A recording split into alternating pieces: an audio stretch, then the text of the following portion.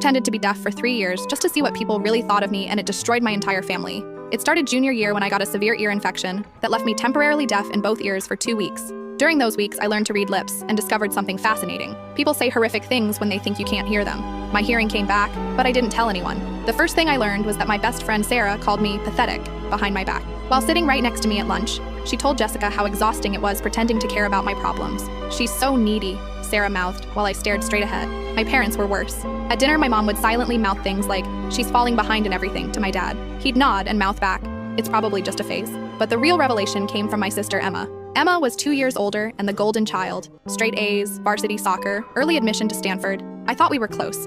I was wrong. One night, Emma brought her boyfriend over to study. I was in the living room, supposedly doing homework. They sat at the kitchen table where I could see them perfectly. "Is she always this pathetic?" her boyfriend asked, gesturing toward me.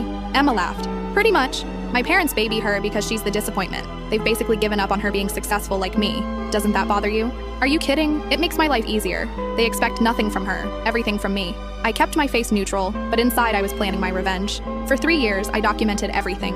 My parents had a betting pool with relatives about whether I'd graduate high school. My guidance counselor told colleagues I was a lost cause. Even my grandmother told my mom she was embarrassed to introduce me to her bridge club. The breaking point came at Emma's graduation party. The whole extended family was there, celebrating her acceptance to medical school. I sat in the corner playing the part of the disabled sister. That's when I overheard my parents talking to my uncle. "We're honestly relieved," my dad said.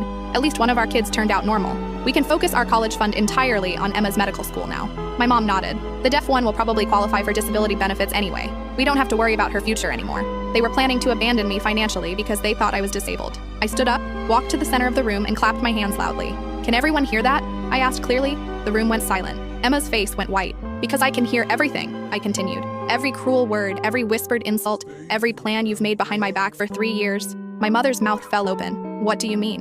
"I mean I've been able to hear perfectly since junior year. I just wanted to see what kind of people my family really were when they thought I couldn't hear them." I pulled out my phone and played a recording. My parents discussing how much money they'd save by not sending the defective one to college. Emma started crying.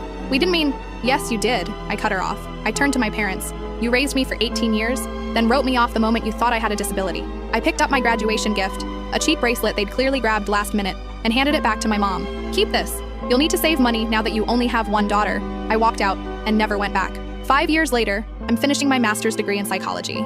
Emma dropped out of medical school after 2 years. Turns out she couldn't handle pressure without her parents doing everything for her. They've tried reaching out, claiming they misunderstood what I heard, but I have 3 years of recordings that say otherwise. Sometimes people ask if I regret the deception. The answer is simple. I regret that it was necessary, but I learned the most valuable lesson of my life. When people show you who they really are, believe them, even when they think you can't hear them.